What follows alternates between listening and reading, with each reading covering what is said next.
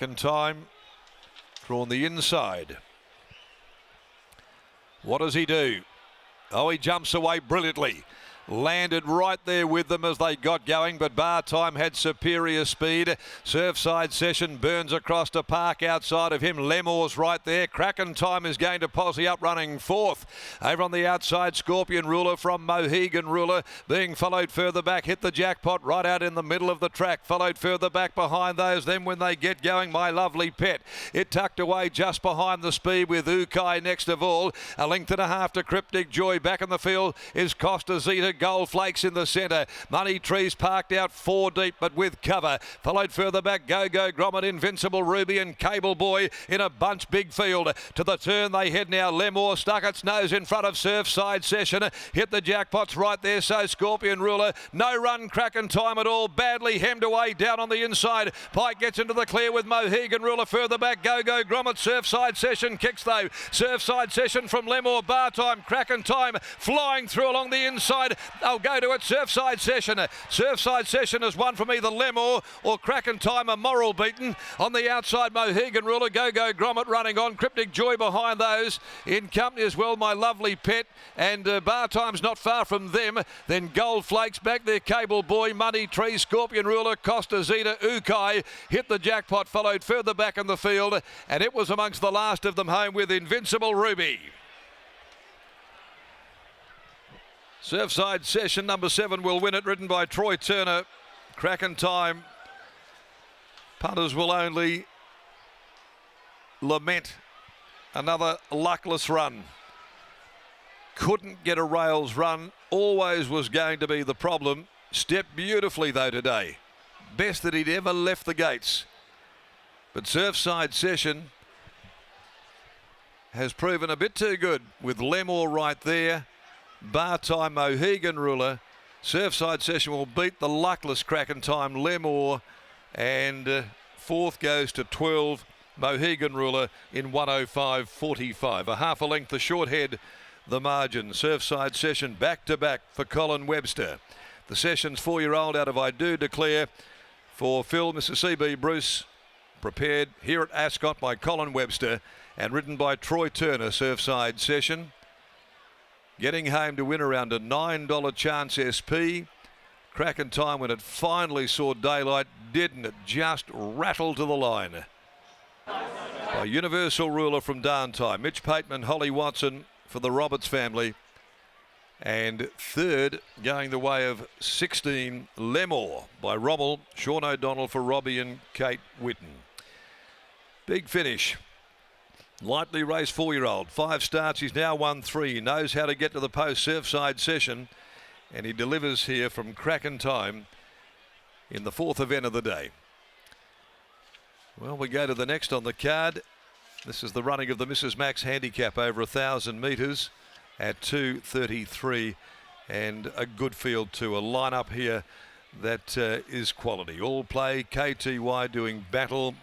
Magic Millions winner, Do I Feel Lucky, back as well.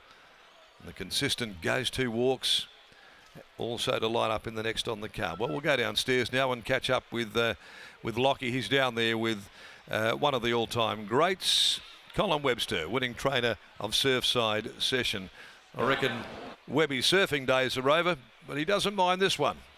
Yeah, I can't quite imagine Mr. Webb on the coast at this stage of his training career, but I'm sure back in the day he enjoyed a surf. But Mr. Webb joins me now. Mr. Webb, congratulations on the win. Surfside Session. He's a really nice horse on the way up. Thanks very much, Locke. He is a good horse. He really is a very, very promising horse. He had never put a bad run in, Locke. Today he was 1,000 up to 1,100 metres. He found the front. Was that almost a surprise to you and Troy, knowing what your plans were pre-race? Yeah, well, it was a bit, but he's a pretty versatile horse, really. And I said to Troy, just ride him wherever he's comfortable and get to the line first. Scotty touched upon the fact that watching his replays, he still looks like a horse that's putting it all together. How far away is he from the penny really dropping? Oh, yeah. I think probably next time in, he'll be a top-class horse.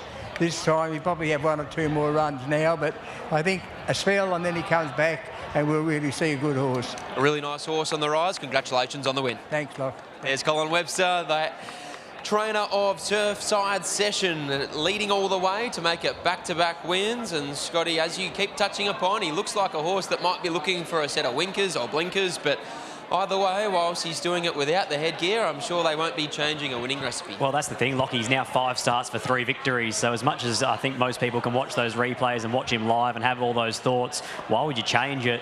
And isn't it funny, we talk about speed maps, and I thought this horse would probably have to sit today because there was so much speed drawn out wide, and all those horses that were the on-speed types on paper that were drawn wide all ended up going back or getting caught deep, and all of a sudden he sat outside the leader. You could see he was travelling so much better than bar time, and then he made the move to cross bar time, and unfortunately for the backers of Kraken Time, that was the end for him. As soon as the leader handed up and he was 3 back the fence, he was in all sorts from there. Exactly right. It really is a race that you need to go back and review 3, 4, maybe even 5 times to completely dissect all the runs of the beaten brigade, because it was a very, very messy run, especially as Scotty touched upon at the 500 or 600 metre mark when bar time handed up. In the end, gave the race to Surfside Session, and unfortunately for backers of Kraken Time, that was all she wrote, because after that he was very, very unlucky. The rails run came, but it was all too late because Surfside Session was able to give a big kick upon straightening and was able to get the job done. As Scotty said,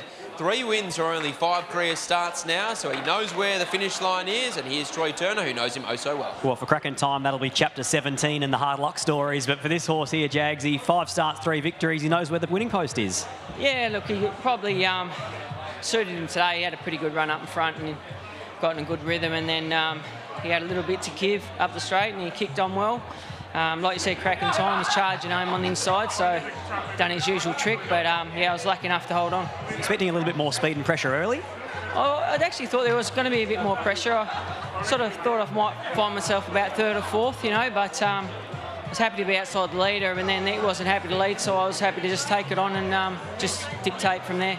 There was plenty of pressure on, you had to hand up. Is he comfortable chasing? He is. He's won off the speed, but long as there's good tempo, you know. Congratulations, well done. Thank you. There's Troy Turner. He combines with Colin Webster and Surfside Session to take out race 4 here at Ascot. The Tap Touch Westby Platinum Handicap. We'll take a short break on Racing WA TV, and on the other side, we'll be back for race 2 at Leonora.